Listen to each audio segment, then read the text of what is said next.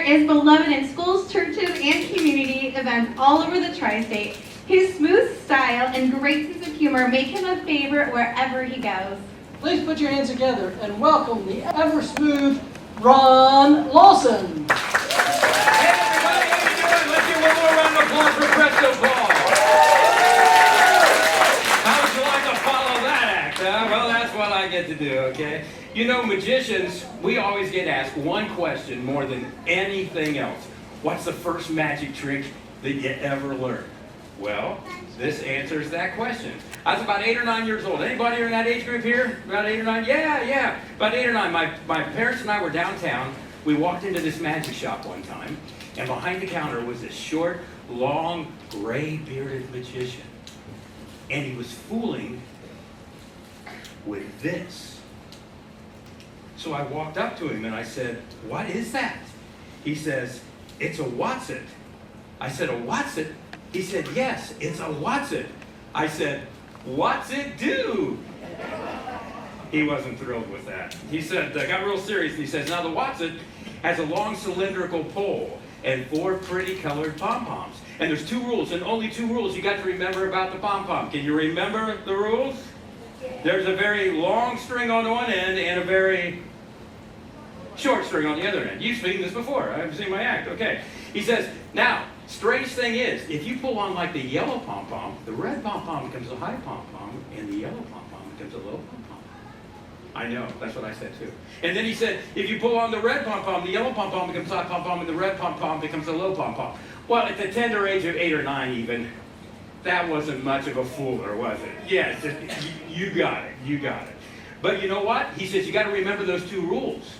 What are the 2 rules? A very long string on one end and a very short string on the other end. Then I wasn't too sure. He says, but it gets stranger. For example, if you pull on the blue pom-pom, the red pom-pom becomes a high pom-pom, the yellow pom-pom becomes a low pom-pom. Vice versa, if you pull on the white pom-pom, the yellow pom-pom becomes a high pom-pom, the red pom-pom becomes a low pom-pom. Which can mean one and only one thing. That.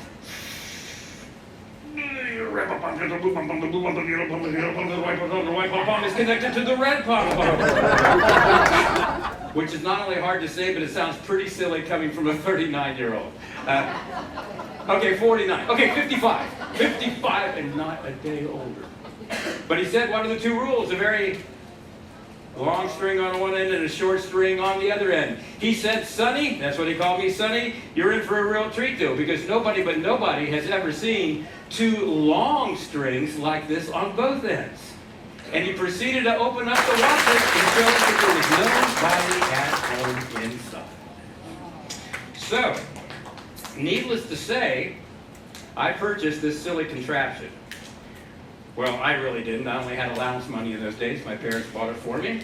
And to this day, I still don't know exactly how it works, why we bought it, why it works, or why I continue to show it in all my shows. But I do have it on good authority that it's an ancient magic plot to drive us all crazy and run us up the flagpole. And that's the first trick I ever learned.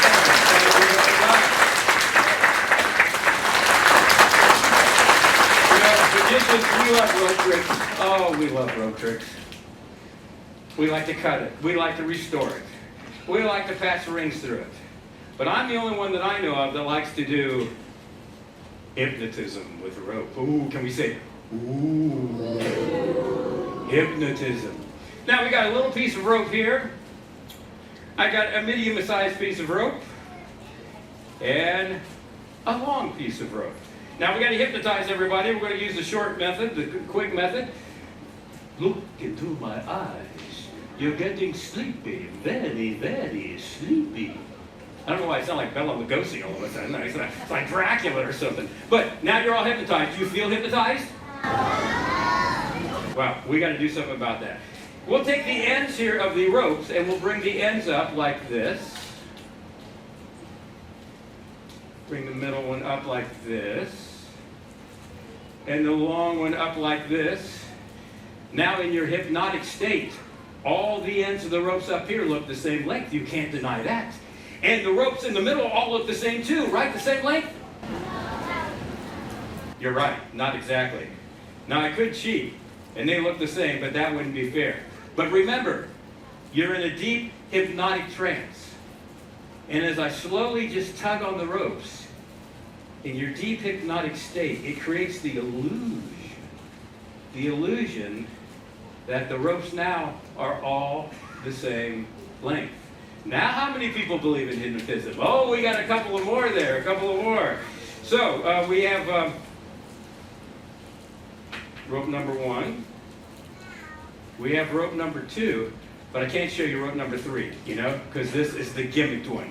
It's the one that's gapped. It's the one that's got the funny business going on, right? No, it's just a regular rope. But here's the problem. We can't have you guys driving home hypnotized. I don't think the Loveland Police Force would appreciate that.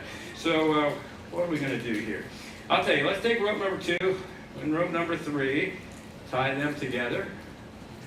Rope number 1 and rope number 2, tie them together.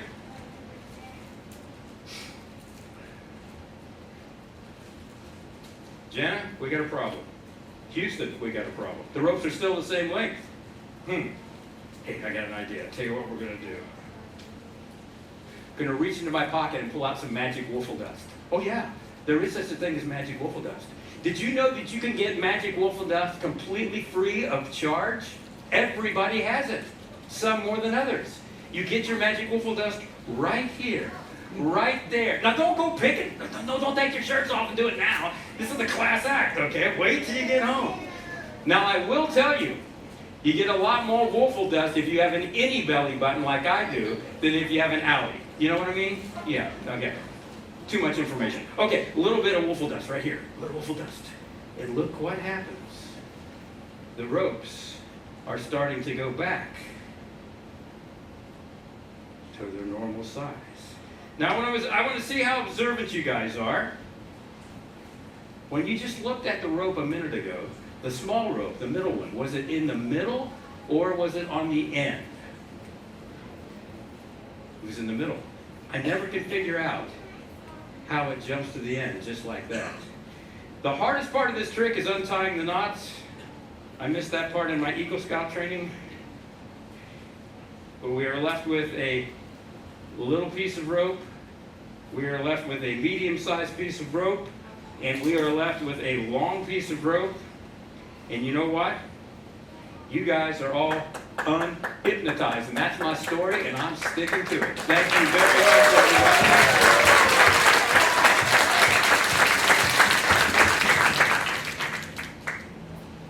You know, every magician has to do a card trick. It's sort of mandatory in our contracts. We have to do a card trick. And the funny thing was, the first card trick I ever learned, it was taught to me by my father. And the odd thing was, he wasn't a magician, but he knew one trick, and he knew how to do it very well. And what he would do, he would pull this out every time that I didn't want to do my chores, which was quite often. Anybody in the audience like that? Okay. So I was a young lad. It was my job to rake the leaves and bag the leaves. I didn't want to rake the leaves. So my father said, okay. He gets out the envelope with the cards. Now you might notice these are really large cards. And one of them is an odd card, the ace. The other ones are black tens. Says you got to follow the odd card. That's what he would tell me to do. So like I said, I didn't want to mow, or I didn't want to rake the leaves.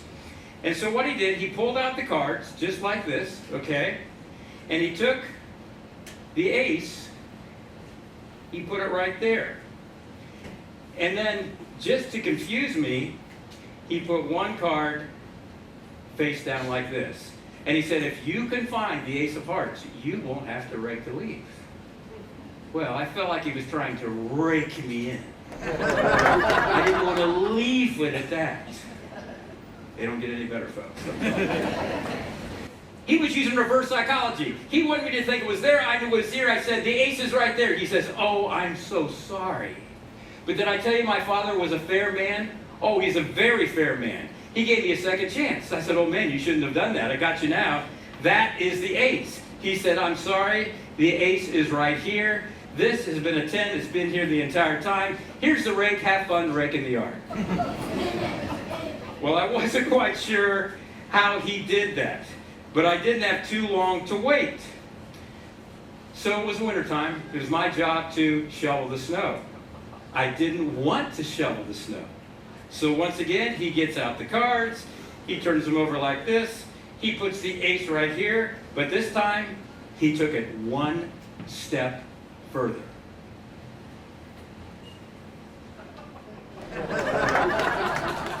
I like some groups don't get that. You guys are pretty good. Yeah. He showed me the fronts and the backs of all the cards. And just like before, he turned one of the cards face down. And he said, if you can find the ace of hearts, you will not have to shovel the snow. Well, last time he made me feel like a flake. I didn't want to be left out in the cold. He had given me a snow job. I said, I'm going to see what's on the other side of this card. He turned it over and he says, oh, I'm so sorry. I said, well, it's not there. It's got to be there. He said, I'm sorry again. That is the ace right there. And of course, this is the 10 that's been there the entire time. Thank you. Well, didn't have long to wait again. It was spring. It's my job to cut the grass. I didn't want to cut the grass. So my dad pulls out the cards again. And as he turned them over, I couldn't take it anymore. I decided to cut him to the quick. I said, hold it, Buster! Now, I typically didn't talk to my dad in that tone of voice, but he didn't get mad because that was his name, Buster. So Buster. So anyway, I told him, you've been cheating. You've been turning 2 cards over every time. 2 cards every time. So you can show me a black card or a red card. Well, he said, I feel sorry about that. And did I tell you my father was a fair man? Yes, I think I did. So he said, I'll tell you what I'm going to do here. I'm going to put these 10s over here like this. And he said, we are going to move these around. And if you can find the ace amongst these 2 10s, you will not only not have to cut the grass, you'll never, ever have to clean your room again. I said, stop, this one. He said, the one on my left hand? I said, yes. I said, that is the ace. He said, I'm sorry, that's the 10. I said, no, I meant the one in my ear that's left. The one that's left. He said, that's pretty sneaky of you. You think it's this one? I said, it's got to be it. That's the ace. He said, it's the ace? I said, yes. He says, no, that's the 10 as well. You know what? He gave me a bucket of spick and span, the lawnmower, and told me to clean my room and work on cutting the grass. I didn't find out till years later that he never used the ace at all. The ace was inside the envelope the entire time. You see, my father never did play with a full deck. Thank you very much. Thank you guys. We'd like to appreciate all the veterans out here. Wounded Warriors, thank you so much for serving your country. I'm Ron Lawson. We got a very special treat coming up for you next. Thank you very much.